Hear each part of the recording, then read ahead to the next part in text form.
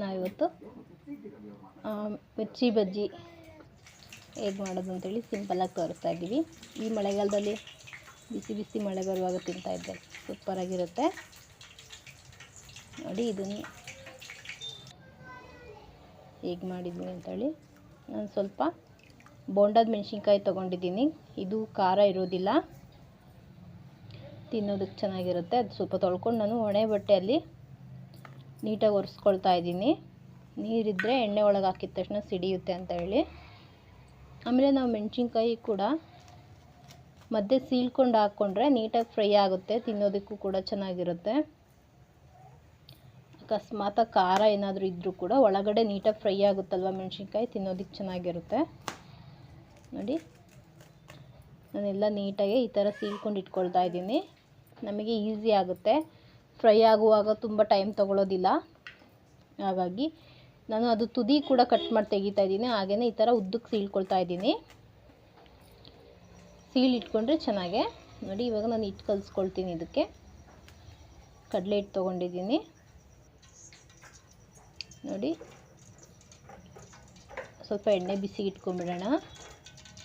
ಇದು ಸ್ವಲ್ಪ ಎಣ್ಣೆ ಬಿಸಿ ಆಗಬೇಕು, ಆದರೆ ನಮಗೆ ಇದು ಬೇಗ ಬೇಗ ಕಲಿಸ್ಕೊಳ್ಳೋದಕ್ಕೆ ಈಸಿ ಆಗುತ್ತೆ ಅಂತ ಹೇಳಿ ನಾನು ನೋಡಿ ಇದಕ್ಕೆ ಒಂದು 1/4 ಚಮಚದಷ್ಟು ಸೋಡಾ ಪುಡಿ, ಹಾಗೆಯೇ ಒಂದು ಅರ್ಧ ಚಮಚದಷ್ಟು ಉಪ್ಪು ಹಾಕ್ಕೊಂಡಿದ್ದೀನಿ. ನಿಮಗೆ ರುಚಿಗೆ ಎಷ್ಟು ಬೇಕಾಗುತ್ತೆ ನೋಡಿ ನೀವು ಮಾಡ್ಕೋಬಹುದು. ಆಮೇಲೆ ನಾನು ಅಜ್ವಾನನ ಹಾಗೆ ಹಾಕ್ತಾಯಿಲ್ಲ, ಸ್ವಲ್ಪ ಕೈಯಲ್ಲಿ ನೀಟಾಗಿ ಉಜ್ಕೊಂಡ್ಬಿಟ್ಟು ಹಾಕ್ಕೊಳ್ತಾ ಇದ್ದೀನಿ, ಫ್ಲೇವರ್ ಚೆನ್ನಾಗಿ ಬಿಟ್ಕೊಳ್ಳುತ್ತೆ ಅಂತ ಹೇಳಿ. ಆಮೇಲೆ ನಾವು ಎಣ್ಣೆ ಕಾಯ್ಲಿಕ್ಕೆ ಇಟ್ಟಿರ್ತೀವಲ್ಲ, ಇದನ್ನು ಒಂದು 2 ಸ್ಪೂನಷ್ಟು ಎಣ್ಣೆ ಹಾಕ್ಕೋಬೇಕಾಗತ್ತೆ. ಗರಿಯಾಗಿ ಬರುತ್ತೆ, ಟೇಸ್ಟು ಕೂಡ ಚೆನ್ನಾಗಿರುತ್ತೆ ನೋಡಿ. ಇವಾಗ ಇದನ್ನು ನಾವು ನೀಟಾಗಿ ಕಲಿಸ್ಕೊಂಡ್ಬಿಡೋಣ.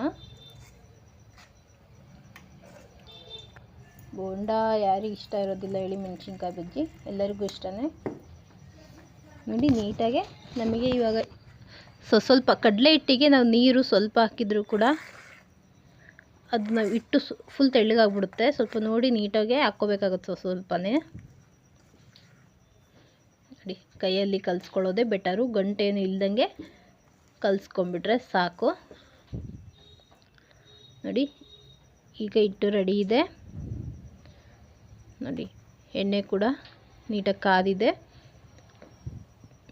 ನಾನೀಗ ಒಂದೊಂದೇ ಬಜ್ಜಿ ಬಿಡ್ತಾ ಇದ್ದೀನಿ. ನೀಟಾಗಿ ಬಿಟ್ಕೊಂಡ್ರೆ ಆಯಿತು. ಕೆಲವೊಬ್ಬರಿಗೆ ಬಜ್ಜಿ ಈ ಥರ ಎಲ್ಲ ಬಿಡಲಿಕ್ಕೂ ಬರೋದಿಲ್ಲ, ಕೆಲವೊಬ್ಬೊಬ್ಬರು ಇದಕ್ಕಿಂತ ಚೆನ್ನಾಗೂ ಕೂಡ ಬಿಡ್ತಾರೆ ನೋಡಿ. ತುಂಬಾ ಈಸಿ ಇರುತ್ತೆ. ಆಮೇಲೆ ನಾವು ಮೆಣಸಿನ್ಕಾಯಿ ಫುಲ್ ಕವರ್ ಆಗೋ ಥರ ಬೋಂಡ ಬಿಡಬಾರ್ದು, ಮೆಣಸಿನ್ಕಾಯಿ ಫ್ರೈ ಆಗೋದಿಲ್ಲ. ಸ್ವಲ್ಪ ಮೆಣಸಿನ್ಕಾಯಿ ಕಾಣಬೇಕು, ಹಾಗಾದರೆ ಅದು ನೀಟಾಗಿ ಮೆಣಸಿನ್ಕಾಯಿ ಕೂಡ ಫ್ರೈ ಆಗುತ್ತೆ ನೋಡಿ. ಎಣ್ಣೆ ಕಾದಿದ್ರೆ ಅದು ಕೆಳಗಡೆ ಕೂರೋದಿಲ್ಲ, ನೀಟಾಗಿ ಮೆಣಸಿನ್ಕಾಯಿ ಎಲ್ಲ ಮೇಲೆ ಎಣ್ಣೆ ಒಳಗಡೆ ತೇಲುತ್ತೆ ನೋಡಿ. ನೀಟಾಗಿ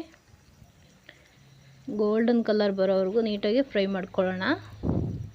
ಆಗಿದ್ದಾಗ ಅದು ಒಳಗಡೆ ಎಲ್ಲ ನೀಟಾಗಿ ಬೇಯುತ್ತೆ.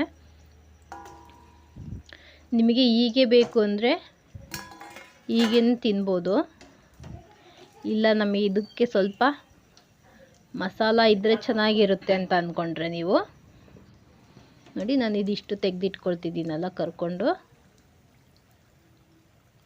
ನೋಡಿ. ನೀಟಾಗಿ ಇದನ್ನೆಲ್ಲ ಕರ್ಕೊಂಡು ಎತ್ಕೊಂಡ್ಬಿಡೋಣ ಫಸ್ಟು.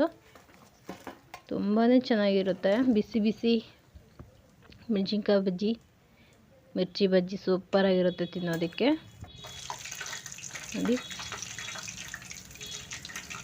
ನಾನು ಇದನ್ನೆಲ್ಲ ನೀಟಾಗಿ ಫ್ರೈ ಮಾಡ್ಕೊಂಡು ಫಸ್ಟ್ ಎತ್ತಿಟ್ಕೊಂಡ್ಬಿಡ್ತೀನಿ. ನೀಟಾಗಿ ಫ್ರೈ ಮಾಡ್ಕೊಳ್ಳೋಣ ನೋಡಿ. ತಿನ್ನೋದಕ್ಕೆ ಇದು ರೆಡಿ ಇದೆ.